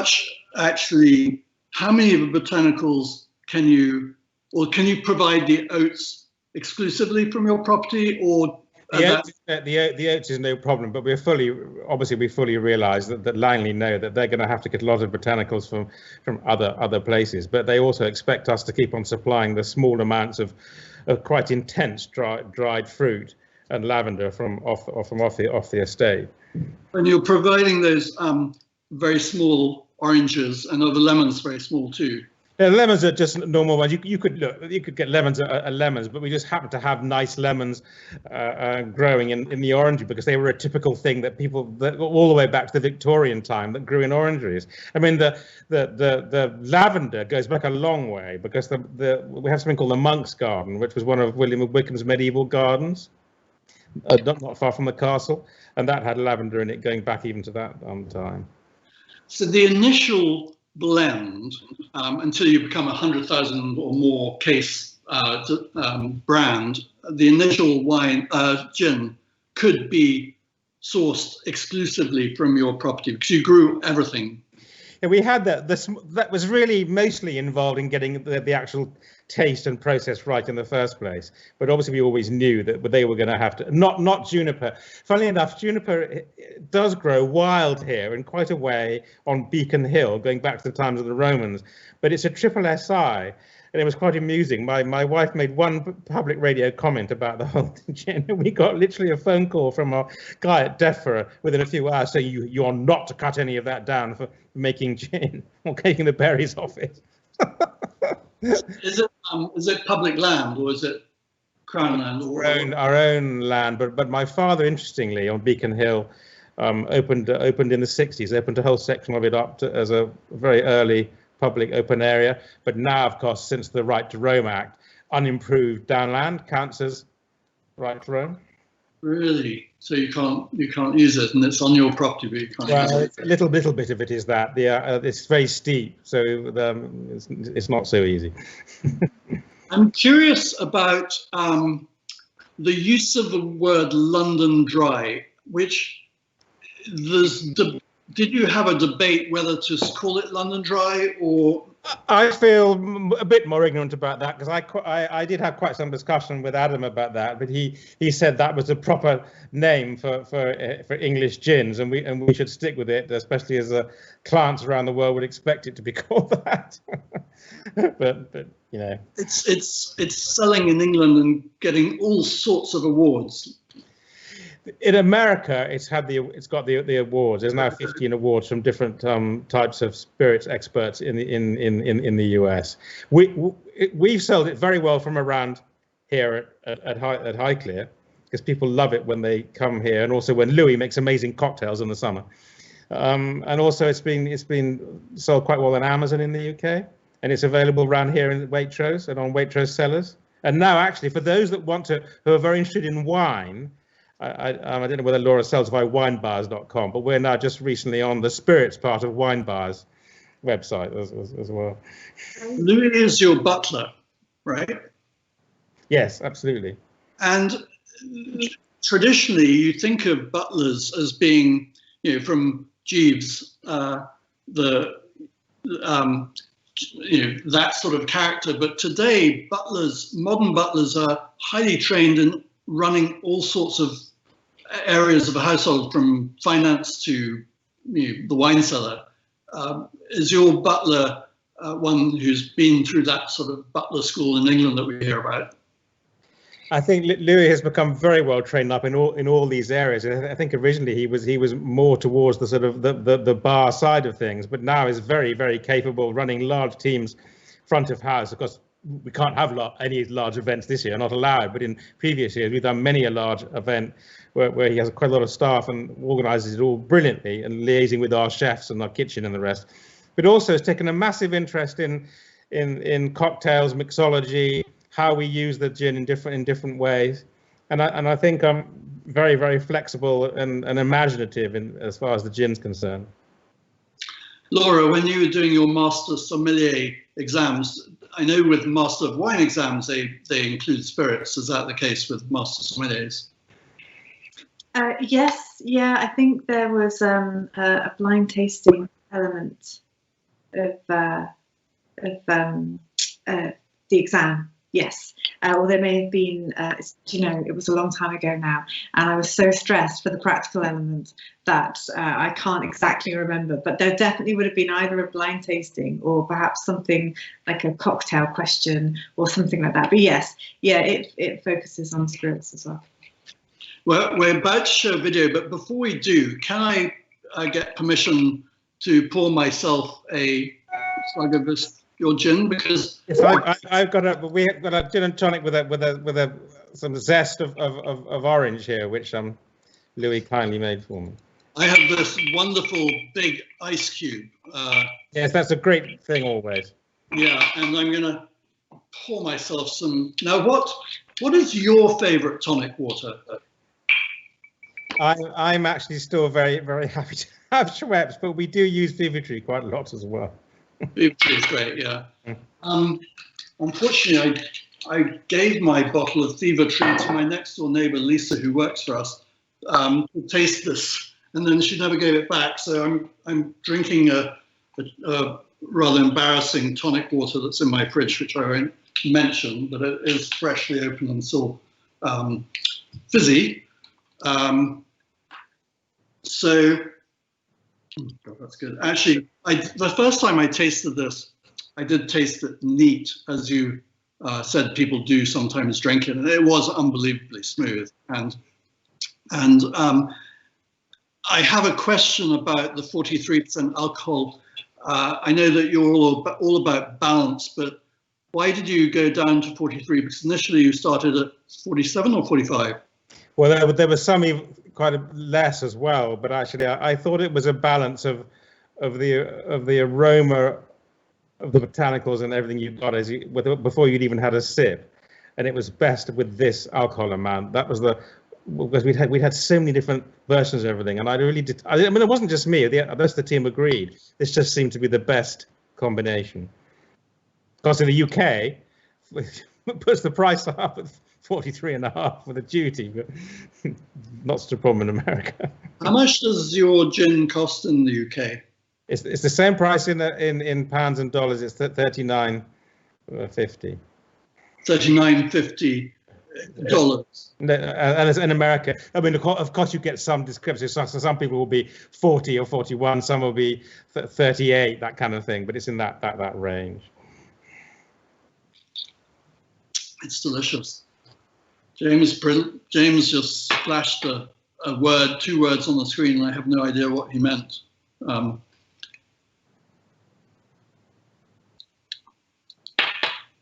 don't know. Did you see that, Laura? I did, yes. I couldn't read it either. Did you see that? Maybe he'll flash it on the screen again and maybe not. Maybe it's an accident. Laura, how are you drinking this right now? I'm drinking it on a lot of ice with Fever-Tree, but I have to say that I'm a big fan of the naturally, refreshingly light Fever-Tree. Not for any other reason, just I like the taste. And I was speaking to Hannah earlier, Earl of Carnarvon, and she said orange zest and rosemary. So yeah, it's a great one for a gin and tonic, orange zest and rose, because you get a little bit of the sort of oils of the rosemary as well, and it does work very well. It's delicious. I dashed out to the garden with a pair of scissors and then stole, I'm afraid, a clementine because I didn't have any oranges, and peeled that. I'm sure that works too. Why not? It's delicious. It's really, really lovely. Absolutely. And you created a special cocktail for Viking cruises. I might be ignorant here, but which is this one? Right, well, there's a Ocean Breeze, I think. No, yes. Well, I've heard of that. Yes. Yeah. Oh, so it wasn't your own creation, was it? It might have been one of Louis, but it wasn't. I mean, I suppose we've actually done so many amazing cocktails. Fiona and I were saying the other day, we really ought to sort of solidify and get a record of these and bring them properly into a book. Well, why don't you? Or on your website, at least. We will, yeah. I mean, when we've done our virtual cocktail parties, the actual Lewis's actual recipes for more well-known ones and slight changes have been part of that whole scene on the website. It's really, really good. I'm a huge gin tea fan. What other cocktails do you like? Well, actually, we've had some fun here.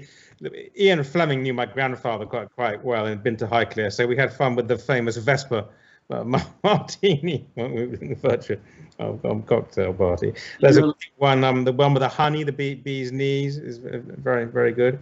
I mean, the traditional. I still remember my parents before dinner having white ladies. Yeah, you know, which of course with some egg whites as well. We make a version with some lavender oil that we actually make ourselves from lavender, called a lavender lady, which is rather nice. Do you make gin fizzes? We've done gin fizzes as well. There's a very good Negroni.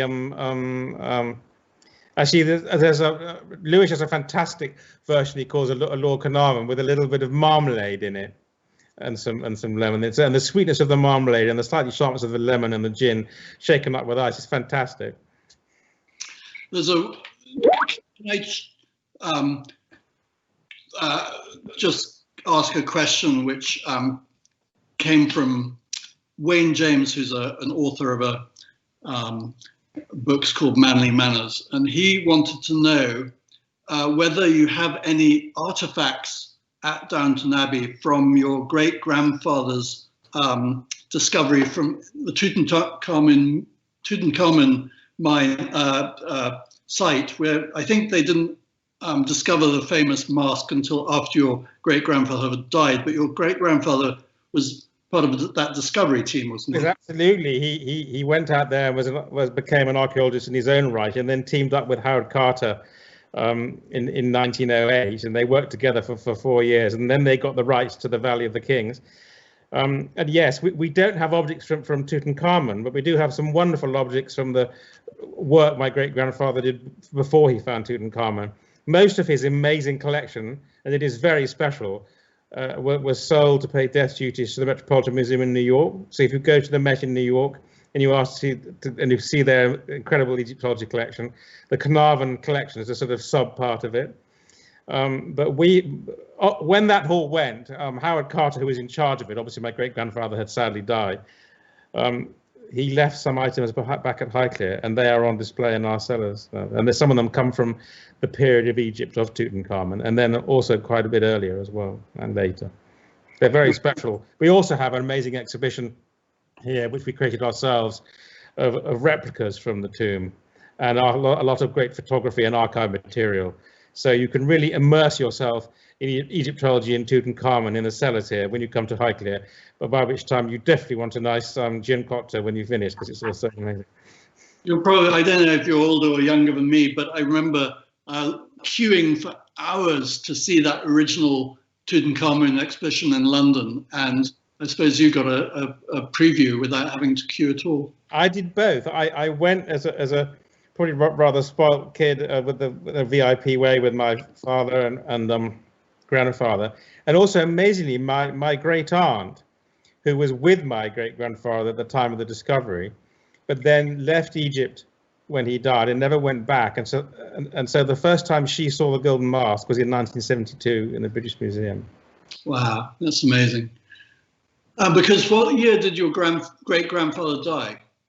He discovered the tomb, and they went in through the door of the tomb in November 1922, and he sadly died in April 1923, having managed to give himself septicemia from cutting his mosquito bite on his face in March, and then sort of valiantly fought this very nasty thing without antibiotics in Cairo. Went back to Cairo, was nursed by my amazing great-grandmother and an English doctor, nearly got through that, but then was so weak he then got pneumonia, and so on his death certificate it actually officially says pneumonia when really it was originally from septicemia. Let's hope we don't lose the blessing of antibiotics, which great worry. We have a lot of questions, or a few questions. Do you mind if I ask them? I think they're going to be a mixture of some for you and some for Laura. Let's start. Do you have time for these? Sure. Yes. Yeah. Great. And this is from Stephanie in Pasadena in the States. What are your thoughts on mixing sparkling wine with orange or cranberry, which is often common practice in restaurants here? Does it douse the essence of a flavor or enhance it? That's a Laura one, I guess. Laura's the one, I think, really.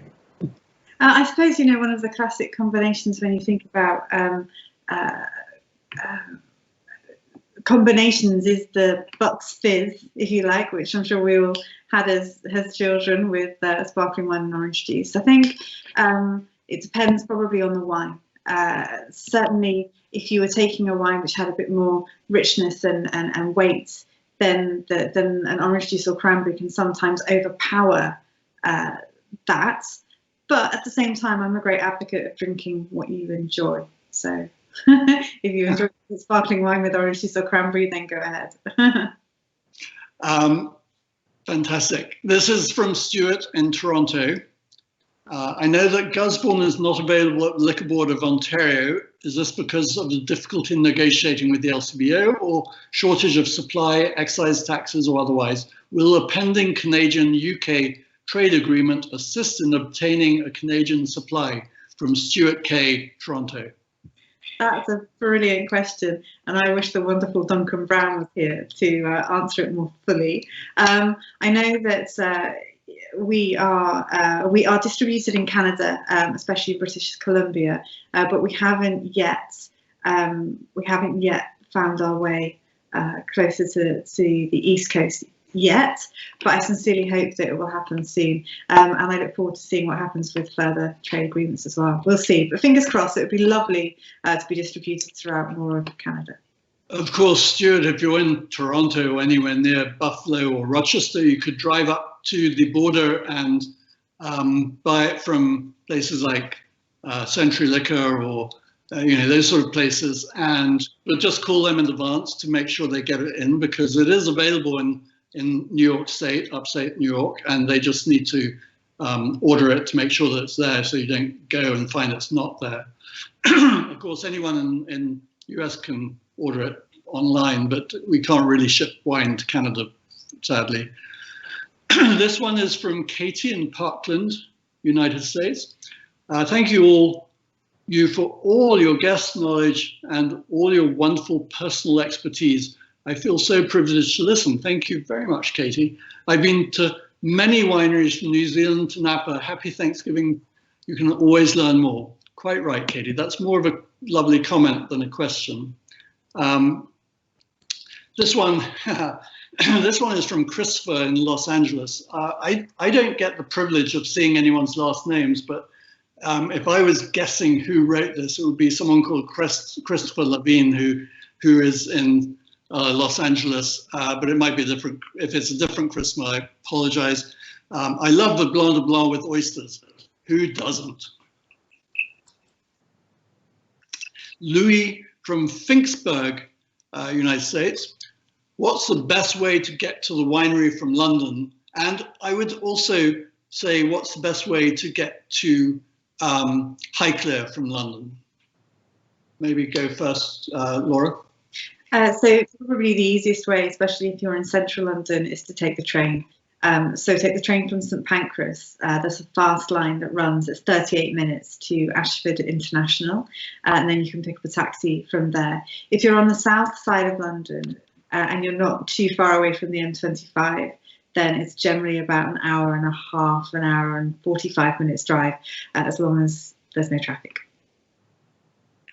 Excellent, Lord Carnarvon. Well, it's very easy to get to Highclere also with the train or the Great Western route from Paddington to Newbury, and then it's just a taxi no more than 12 or 15 minutes to us. There's another alternative as well, which is to go to Waterloo and then head out to just the other side of the bay, so a little town called Whitchurch. That's only about 10 minutes away from us, so there's two choices there. Or you can drive straight down the M4 past Heathrow. We're about an hour and 20 minutes from London, so we're pretty easy to get to, really. Thank you. Another one from Christopher in Los Angeles. You all look fantastic. Well, that's interesting. Walter from Captiva in the United States. Your opinion on Côte de Provence wine? Well, I'm not sure how that relates to us, but probably Laura's going to have the best answer for that. For Provence wines? Côte de Provence. Côte de Provence. Well, I mean, of course, probably more famous for rosé and that beautiful kind of light, delicate really fruit-driven, elegant, fresh style of rosé, which we all love to enjoy in the summer months, certainly in England and I'm sure in America as well. But actually there's some really wonderful red wines produced in Provence as well. Some really deep, rich, full-bodied, wonderful, intense reds, which I think are wonderful with red meat as well. I love Provence. I think it's a wonderful part of France. It's utterly gorgeous and really lovely wines too. And they have so many botanicals there. You'd think they could do a good gin as well. That's it. There'd be some lavender coming from there. Absolutely. Yeah, exactly. Louis from Finksburg has 2 more questions. I think I've answered the first one, which is about Gusbourne sparkling wine sold in the US. Yes, it is, 36 states. But his other question is, how many years after the sparkling wine is bottled does it sit before it is released for sale? So typically we wait, we like to wait 6 months on the cork, as we call it, post-disgorgement. So the wine will spend at least 3 years on lees in bottle. Then we disgorge it, we cork it, and then we like to leave at least 6 months or so. But an absolute, yes, an absolute minimum of about 3 to 6 months before we release. Oh, Mika from Montclair. Mika, we love your comments, especially when you were talking about the Austrian lads. Mika asks, can you ask Laura what kind of plates she has in the background? They are gorgeous. Sorry, nothing to do with wine. You're welcome, Mika. Yes, you can ask. They're, in fact, my partner's great aunt. It's her dresser and her plates. So, hang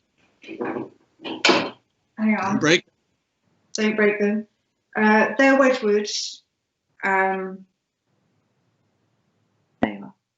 Charming. Some nice Wedgwood blue for you.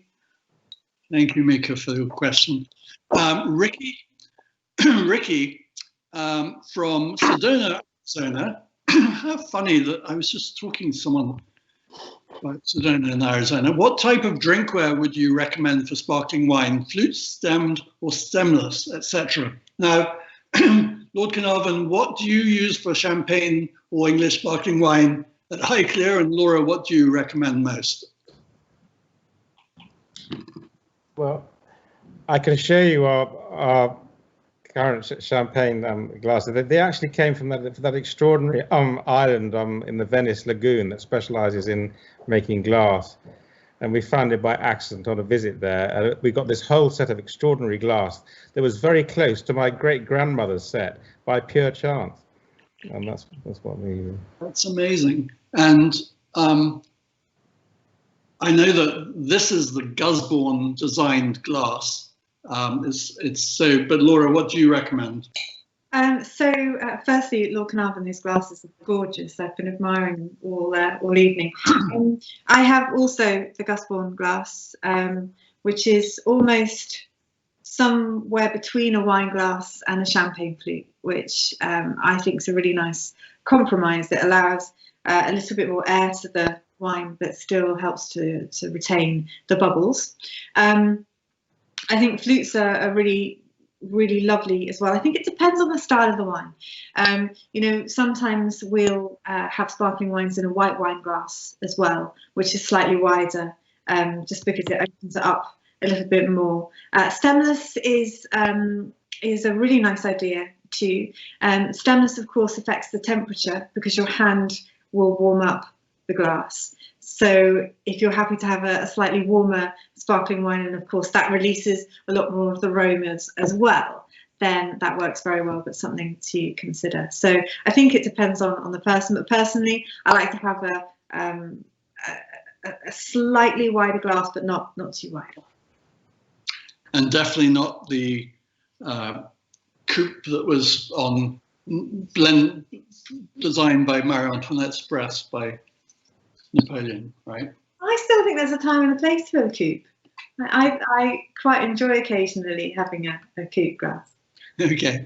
This is from Estelle in Essex, England, I guess. And I'm going to let Laura answer this one because I really don't have an opinion. What is your opinion on canned sparkling wines? Is the taste compromised for convenience? I think I haven't drunk that many canned sparkling wines, if I'm honest, but I know that, of course, the can itself is inert, and of course the seal of the can is brilliant. So in a sense, one would think that for a wine that didn't need to have any interaction with a cork, in terms of that kind of cork aging and flavour development, then if it's a wine that's supposed to be drunk young and is fruit driven, then I suppose it wouldn't have any issue. I don't know, actually. I need to start drinking more sparkling wine out of cans. This is it. 2021 is the year for it. Absolutely. This one is from Scott in Grapevine. Total Wine carries Highclere Gin in Dallas. We always keep a bottle on hand. So thank you very much to Scott. But although it's a comment, it actually raises a very important point, which I didn't talk about, which I meant to. And that is, and we almost started talking about it, your wonderful blue bottle. And what made you decide on the color? What decided the shape? I'm guessing it has some shape to do with the turret. And also, I love the fact that you've got the barcode on the back shaped like the castle. Can you tell us about all of that? Yes, well, the color first sort of harks back to the purple of the robe of a bishop, because the Bishop of Winchester was here for so long. Interestingly, it was a specially made color in the end. It is not in the Pantone range, and we played around a lot with that. So that's a unique sort of purple in some ways. And yes, you're right. It harks towards the sort of a tribute to the tower of the castle, and we did have fun with the barcode on the bottom, and it took quite a bit of experimenting to get it to work, because you have to prove that it can go around the plant at high speed and not break in the whole very hot process, which it did. But it was quite an investment in time and experimentation just to get the bottle right, let alone the taste of the gin. Is a bottling line at the distillery, or do you send it somewhere else? No, it's up closer to Leeds, so where they make the bottle, and then there's a final process. The gin goes to where it is actually bottled and the cap's put on and everything sealed and put in a cardboard box. So there's 3 separate plants. In America, they have these amazing point of sale materials, I refer to them, which are basically giveaways. And one of them is this fantastic badge, or what they call in America a button, of the shape of the castle. Can people get those? I'm sure they can get them in the States. We actually, that was slightly taken from ideas that we sell in our gift shop here, which is a little hanging tag you could put around anything in the same shape. It's just a little cut down version of that.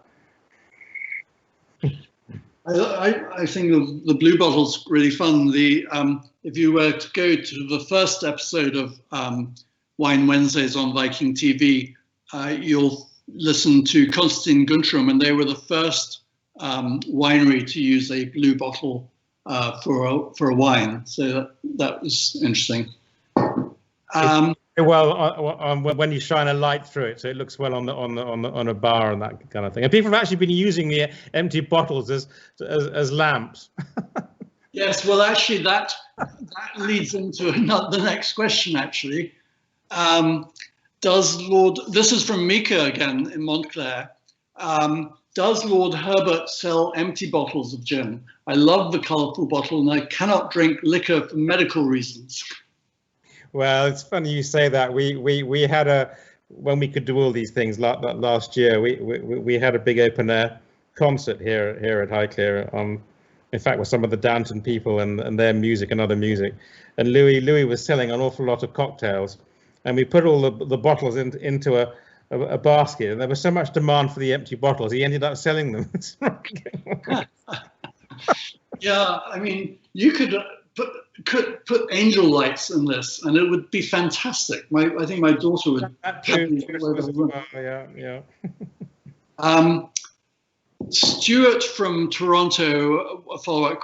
Thanks for reading my question. Just a follow-up, Bartholomew. Unfortunately, since March, the Canadian-US border has been closed to non-essential traffic, so your Buffalo solution is no go. Well, you've got a point there, but it won't be forever. So you'll get it eventually. And this is from Mia in. I hope it's Mia or Maya in Alexandria for Lord Carnarvon. What's the weirdest gin cocktail you've had? Oh, the weirdest gin cocktail.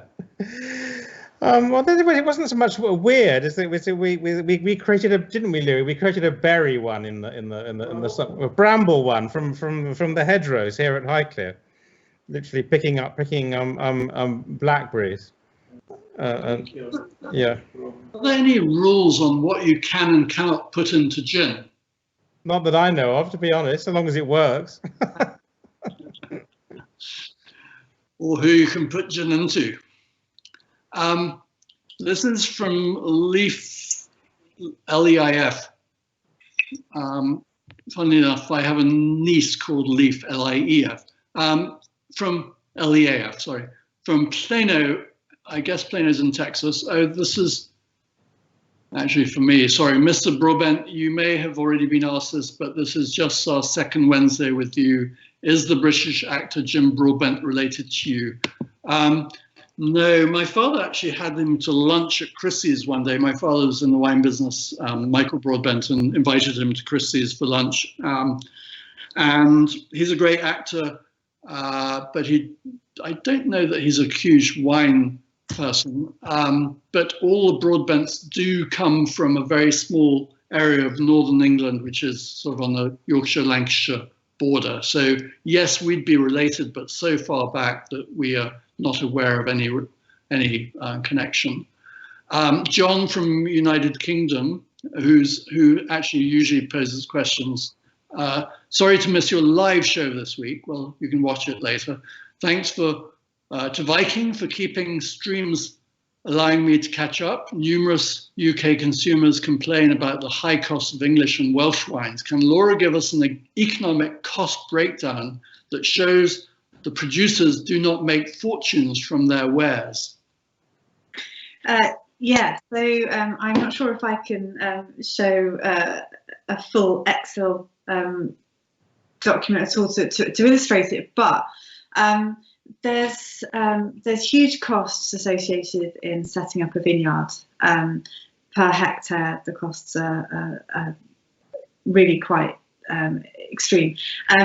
So then, as an industry, because we're quite a young industry, we don't have, firstly, economies of scale. Everything's done on a pretty small scale basis. We don't have the benefit of having inherited land that comes as a vineyard. So any vineyard was planted into a field, essentially, and that has huge costs associated with it. Also, in terms of its aging, for Gusbourne, for example, we'll pick a grape and the wine will be on the shelf maybe 5 years afterwards. And so that's a huge investment in terms of aging time as well. But also in terms of infrastructure, a lot of our products that we would use to produce the wines, they all come from overseas. We don't have a developed infrastructure in the UK yet in terms of having barrels and bottles and corks and all those kind of things, which actually probably historically, of course, would have been produced in the UK and now are imported in. And who knows what might happen in the future. But a lot of these producers are smaller producers, and I think a lot of the costs come from that, aside from the fact that setting up the vineyards as well is pretty expensive. So I don't know if that helps to answer a question. Yes, it does. So it's a tricky one. No, it's very expensive to produce wine, and also the cost of land in England is so expensive. But well, Carnarvon, I figured out that strange message that flashed up on my screen. It was actually from Hannah, who I believe worked for you. She's now left. She had to go home, I think.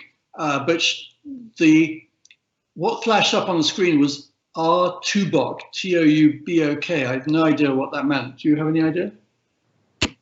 I'm not sure. All I know at the moment is because I'm in the library and I'm not connected to power. My battery is soon going to fade away, so I'm going to fade out naturally soon on the laptop. Yeah, we're going to wrap this up because it's 9 o'clock is dinner time in England, or maybe even late even for the English. Usually 8:30 would be dinner time there, so you're probably a little bit late for dinner. But Zander in Norwalk, Connecticut, wants to know if that is Lady Carnarvon behind Lord Carnarvon. I don't see her right now. She must have been behind you. Came by earlier on. She's around. She's reappeared. She's been doing other things. I have. I'm answering Instagram. Oh, that's wonderful. So when I went to the Viking.TV website to see if there was anything about Highclere Gin on it, there are so many videos of the two of you that it's almost like your show. What is your connection? What is your connection to Viking? I know Karina Hagen is a great friend of yours. She's just a great girlfriend of mine. And above all, we share a huge love and family of Labrador dogs together. And from my Bella, she had this amazing dog, Finza, which has been such a mainstay in her life. We've kept you up or busy here for way too long. I want to just thank you so much for joining us this evening and for spending, 2 hours of your time with us. It's quite spectacular. And I've thoroughly enjoyed the Highclere Gin, which is available in the US and England, obviously. And you'll probably, battery will run out, but we're going to show a video, a Viking video in a second. But we just want to say thank you so much for joining us. And also, Laura, thank you so much for joining us. It's been a fabulous show. People do actually listen for 2 hours, believe it or not. I hope they take breaks, but I hope they drink through it. Highclere Castle Gin and tonic, only. Exactly. Well, I want to thank Laura for very kindly sending me her 2 wonderful bottles of the Gusbourne London Last Sparkling Wine, which is fantastic. Thank you very much. So we can then drink it. Cheers. And Jim. You're very welcome, and thank you very much for the gin. It's delicious. What happens if you add the Gusbourne to the gin? You tell us. We have a French 75, which is an excellent cocktail. Oh yes, a French 75. Recommended. Yeah. Well, this has tonic too. Is that still a French 75? No, you don't need the tonic. You don't need the tonic. Ditch the tonic. Gin and champagne. Very good. Deliciously refreshing, even with the tonic, though. I would recommend only Highclere Gin and Gusbourne Rosé to make this drink, which I think by rights you should name right now. It's Gusbourne Rosé, Highclere Gin, and a splash of tonic, not too much. Well, it's then an English 75, I think. English 75, okay. 5% battery, it's a minus 75, but anyway. I'm going to go away and try the champagne, and my husband's going to finish his gin. But what a joy it has been. Great to be with you all. It's been a fantastic evening. Have a good night. And you too. Bye-bye. Thank you. And for those who want to stay and watch the wonderful video, please feel free. Laura, you might want to stay and watch this. It's really a pretty video. Immerse yourself in the treasures of the British Isles on a remarkable 15-day voyage with Viking. With 2 days in charming Bergen, you can explore the historic Bryggen waterfront, the home of renowned composer Edvard Grieg, and enjoy its majestic peaks. In Scotland's Shetland Islands, step into the last vestiges of empires past. Learn about the Shetland Bus, a heroic effort to save Norwegians during World War II. And of course, meet the island's friendliest residents. In the Scottish Highlands, legendary Loch Ness and impressive Iroquois castle delight the imagination. Edinburgh, with its famous castle and old town, promise more civilised pleasures. The Orkney Islands greet you with verdant landscapes, fascinating architecture, and remnants of civilizations that date to the Viking Age and long before. While the staggering beauty of the Wester Ross presents another side of magical Scotland. In Belfast, you can explore the city's landmarks, or set out for the majesty of Giant's Causeway. Liverpool's waterfront is a UNESCO World Heritage Site, and of course, the city is hallowed ground for Beatles fans. The coastal Welsh city of Holyhead will charm you with its natural beauty and historic castles, while Ireland's Dublin is one of Europe's great capitals of culture. Your journey ends in magnificent London, where a 2-day stay gives you ample time for an in-depth exploration of such famous places as Westminster Abbey, Buckingham Palace, and nearby Stonehenge.